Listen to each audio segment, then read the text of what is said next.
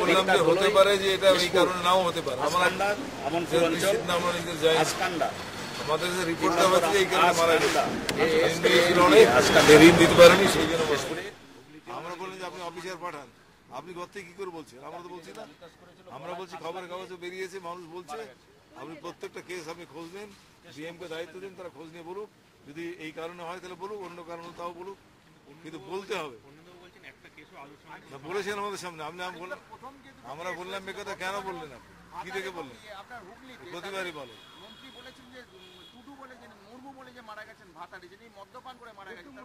এই কথাগুলো অমানবিক, বলতে পারে না, বলা উচিত না। আমরা বলিনি ওইটা নিশ্চিত ভাবে এই কারণে মারা গেছে, তাও আমরা বলি। আমরা বলেছিলাম 4টে জায়গায় যে 4টে আমরা খবর পেয়েছি, আপনারা অফিসার পাঠিয়ে দেখুন কেন মারা গিয়েছে। যদি মারা যায় এই কারণে তাহলে সেই ব্যবস্থা নিতে হবে, আর যদি অন্য কারণ হয় তা আপনারা জানান। আপনার ঘরে বসে বলবেন কেন? অন্যায় করেছে বলতে পারেন। আমি কেশপুরের বিধায়ক, তো আমার এলাকায় যে আত্মহত্যা করেছে আজকে বললাম, মন্ত্রী অস্বীকার করতে পারলেন না। আজকে যারা আমরা বামপন্থী এমএলএরা এসেছিলাম এই আলুর ব্যাপার নিয়ে, আমাদের 4-5টা বড় দাবি ছিল। প্রথম দাবি হচ্ছে যে আলুর দাম ভীষণভাবে কমে গেছে, সরকার না কেনার জন্য দামটা আরো কমে গেছে।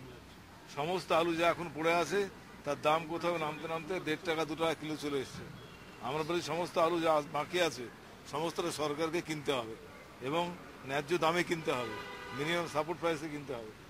2 নম্বর, আলুর যে লাভজনক দাম তা নির্ধারণ করতে হবে, আগাম ঘোষণা করতে হবে যে আলু এই দামে কেনা হবে এবং প্রয়োজনীয় সংরক্ষণের ব্যবস্থা করতে হবে। 3 নম্বর হচ্ছে রাজ্যে যত হিমঘর আছে সেখানে আলু রাখার ব্যাপারে দালালরা সুযোগ পেয়ে গেছে, প্রায় 70% জায়গা দালালরা দখল করেছে। অত বাকি জায়গাটুকু যেটুকু আছে এখনই চাষিদের আলু রাখার ব্যবস্থা করতে হবে। 4 নম্বর হচ্ছে বিভিন্ন রোগে, বিশেষ করে ধসা রোগে অনেক চাষি সর্বশান্ত হয়ে গেছে, সেই চাষিদেরকে ক্ষতিপূরণের ব্যবস্থা করতে হবে। আর আমরা বলেছিলাম যে আগে মুখ্যমন্ত্রী ঘোষণা করেছিলেন যে আমরা কম দামে বীজ দেব আর সার প্রতিটা আলু আমরা কিনে নেব। কম দামে বীজ তো দেয়নি, বীজ বিক্রি হয়েছে 30 টাকা থেকে 70 টাকা কিলো। 70 টাকা কিলো আলু কিনেছে বীজের, সেই আলু সার সেচ জল দেওয়ার পরে আজকে এই অবস্থা হয়ে আছে। আর বললাম যে আপনারা বলেছিলেন যে বাইরে প্রচুর ডিমান্ড, আলু আপনারা এক্সপোর্ট করবেন, কি ভাবনা করেছেন? কোনো ব্যবস্থা হয়নি। প্র্যাকটিক্যালি কালকে আমরা বলার পর অবধি বলা অবধি কোনো ব্যবস্থা করা হয়নি। আজকে আমাদেরকে বললেন যে আগামী 2-1 দিনের মধ্যে, আমরা ইতিমধ্যে কালকের পরে অর্ডার পাঠিয়েছি, 2-1 দিনের মধ্যে কেনা শুরু হবে। ভেজে বললেন যে আমরা কিছু কিনবো, যেগুলো কিনে নিয়ে ওইসব মিড ডে মিল থেকে আরম্ভ করে সেখানে বিনা পয়সায় দেবো, আর কিছু আমরা কিনে অন্য আমাদের যে কাউন্টারগুলো সেখানে কিছু বিক্রির ব্যবস্থা করবো, এইসব বললাম। আমরা শুধু এই দিয়ে হবে না, কেননা আলু সালপাস হয়ে আছে, অর্থাৎ সে আলুকে আমরা রক্ষণাবেক্ষণ ব্যবস্থা করতে হবে আর বাইরে বেচার ব্যবস্থা করতে হবে। তখন উনি বলেন যে কোথায় কোথায় সুযোগ আছে দেখছি আমরা করতে চাইব। অর্থাৎ পুরোপুরি চাষিদের এই ব্যাপারটা একদম নেগলেক্টেড হয়েছে, একদম মানে উপেক্ষিত হয়েছে। চাষিরা আজকে সর্বশান্ত হয়েছে। আমরা মনে হয়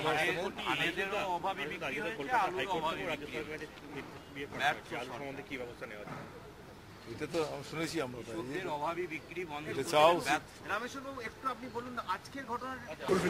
এবং সেগুলো সব দালাল মিলমেলে দখল করে। কথা ছিল চাষিদের 90 ভাগিদার বলে, সেটা তারা করেনি। এখনো যেটুকু আছে ইমিডিয়েট আপনারা কিনে এই অবস্থা না। 2 নম্বর আমরা বললাম যে 3 নম্বর যে মিনিমাম দাম দিতে হবে, মিনিমাম যে সাপোর্ট প্রাইস যেটা আমরা দাবি করেছি 8 টাকা, ওরা বলছে 5 টাকা, সেটাও তো এখনো শুরু হয়নি। ওরা বললো 2-1 দিনের মধ্যে শুরু হবে। আর হিমঘর যেখানে যেগুলো ফাঁকা যায়, আমাদের কাছে যা খবর এসছে 4 জন আত্মহত্যা করেছে, আমাদের মেদিনীপুরে।